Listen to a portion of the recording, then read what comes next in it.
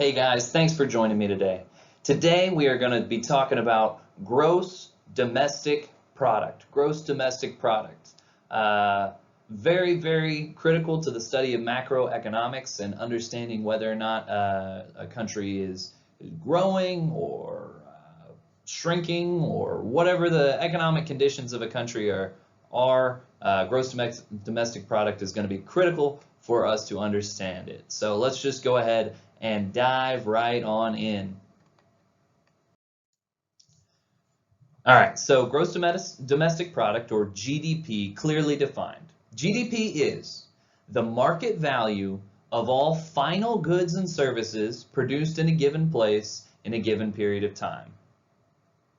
Said another way, it's simply a measure of how much your country makes, your national income.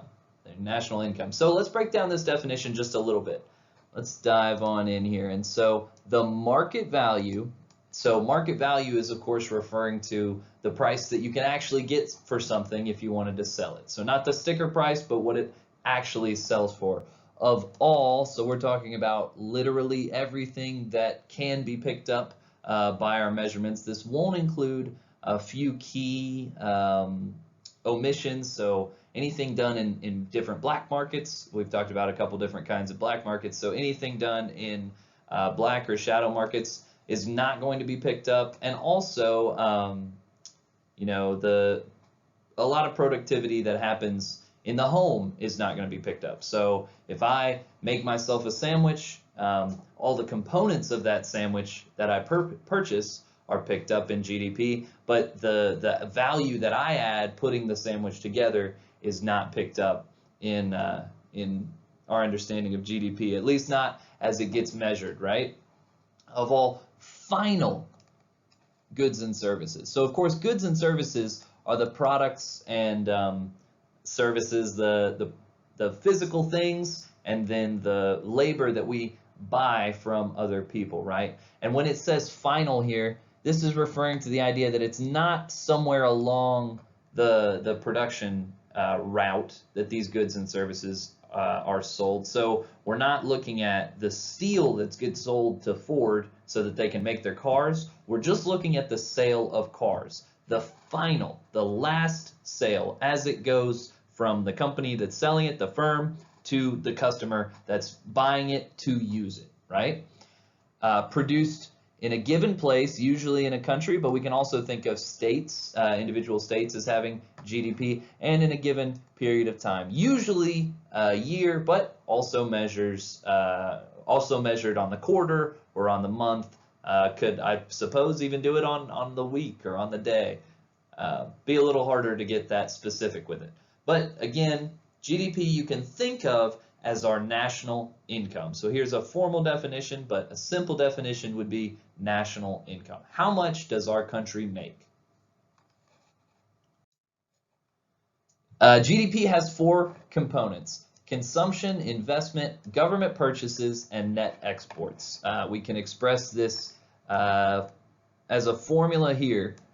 Y is going to represent our GDP. That's what economists choose to use a Y to represent GDP, and Y is equal to consumption plus investment plus government purchases plus net exports. So what is consumption? Consumption is all new purchases that our customers make. The general population buying, whether it's bananas or cars, general public buying new products. Used products are not going to be picked up in GDP because they weren't produced this year. We only are going to include things produced and sold for the first time this year. Investment is going to get divided up into three different categories, and investment is really referring to spending that companies make. So the only exception to this is residential investment. Almost could be considered to be part of consumption, but economists consider residential investment in the investment category. All this is referring to is new home purchases by individual consumers. So new home purchases actually falls in investment, specifically residential investment. Non-residential investment refers to companies, firms, buying the tools for their business, right? Spending on factories and registers and forklifts and all the different things that they need to get their business done, right? So this is spending on capital, essentially spending on capital. And lastly, inventory spending will also be counted in investment. So as you know, if Ford makes too many 2020 Ford Escapes, and they end up not all selling in the year 2020, well, this goes positive into GDP in the year that it's spent and is subtracted out the year that the car is actually sold. So inventory, just referring to the additional units of output that end up sitting on a shelf instead of going out to customers. Government purchases is going to refer to most things the government spends their money on. So, you know, teachers' salaries and buildings and all sorts of different things, bombs, tanks, all the sorts of things the government purchases, but it doesn't include all government spending. Specifically, we do not count transfers, government transfers in government purchases. Transfers is referring to direct movements of money from the government to specific people. So we can picture welfare payments or the government's recent stimulus bill or Social Security payments. Things like this will not be picked up in government purchases. The reason for this is that these checks are then going to be spent and they'll show up in consumption, and we're not trying to count government purchases twice, right? We don't want to count it once under government purchases and again under consumption. We just want to count all this money once. And our last component is going to be net exports. Net exports simply refers to exports minus imports. So what is this saying? An export is a good that we produce here and then we send abroad to be sold. An import is a good that is produced abroad and then sold here. All right, so avocados and Toyotas, great examples of imports. Corn, potatoes, and Fords are going to be good examples of exports, goods made here, sold abroad. So we add up all of the value of our exports, subtract all the value of our imports, and this net difference becomes the last component of our GDP. So which of these is biggest, which of these is smallest? A great question. Let's go ahead and figure it out. So how much is our GDP? Well, this table is just a little old, back from about 2015, comes out of our textbook. More recently, GDP has broken the $20 trillion mark, but in this year it was about $18 trillion. That is that first number up here. Or said another way, average for each American, you know, dividing that 18 trillion across all roughly 320 million Americans, per person, about $55,000. So on average, the American economy makes $55,000 per person. This is just a smidge higher than our median income, which can be thought of as the middle or the typical income for a given person. So here are those components: consumption, investment, government purchases, and net exports. Notice the biggest component of GDP by far is consumption. Consumption is the biggest. Consumption is the biggest. The second biggest is government purchases. Government purchases makes up about $3 trillion, or 18% of GDP. Investment is the third biggest, but just a little bit smaller than government purchases, roughly $3 trillion as well, 17% of the economy, of the GDP, right? And lastly, net exports, interesting enough, is actually negative.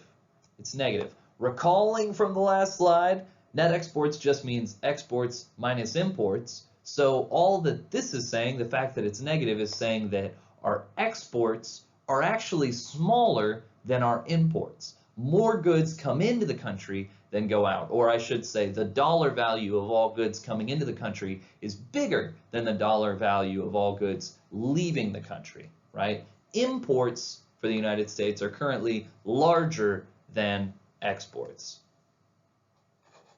So all of these C, I, G, NX, consumption, investment, government purchases, and net exports, they all add up to form total GDP, right? Total GDP. So now that you understand what GDP is and its components, I think it's important to consider, is GDP useful for measuring how well off we are? What is our well-being as a country? Well, we can see the countries with the highest per capita GDP typically are countries, not surprisingly, we would think of as rich countries, right? Well-developed countries. So we can think of GDP again as national income. These numbers here are national income per person, national income per person. So notice these numbers are for 2019, so they're a little higher than those on the previous slide. But notice, you know, the top 20 countries all are doing very well. So they have very high GDP per capita, and all the people in these countries, you know, looking down the list, you see Luxembourg, you see the United States, you see Finland, countries like France and Israel. These are well-off countries where people have great, healthy, productive lives. So maybe GDP is a decent measure of well-being, considering all the countries with the highest GDP all are very well off, right? They typically have long, healthy lives and are well educated, right? Well, let's try and flesh this out just a little bit more. We'll look at some graphs here. So this map is called a heat map, and what it's showing is 2018 GDP per capita. That just means per person, so the same kind of numbers we were looking at in the last slide. Notice the darker green countries are the richer countries, and we're not surprised by where we might find those. Going to see them a lot in North America, in Europe, of course, and a little bit in the Southeast Pacific, right? Notice we also have some splotches of high GDP here in the Middle East, as well as in Southeast Asia, right? So as we look at this map, we can think, well, this is essentially a map of what is the average income across the world, and it's very disparate, but we can almost see this relationship of countries with better economic health having better, you know, physical and educational and other understandings of health, right?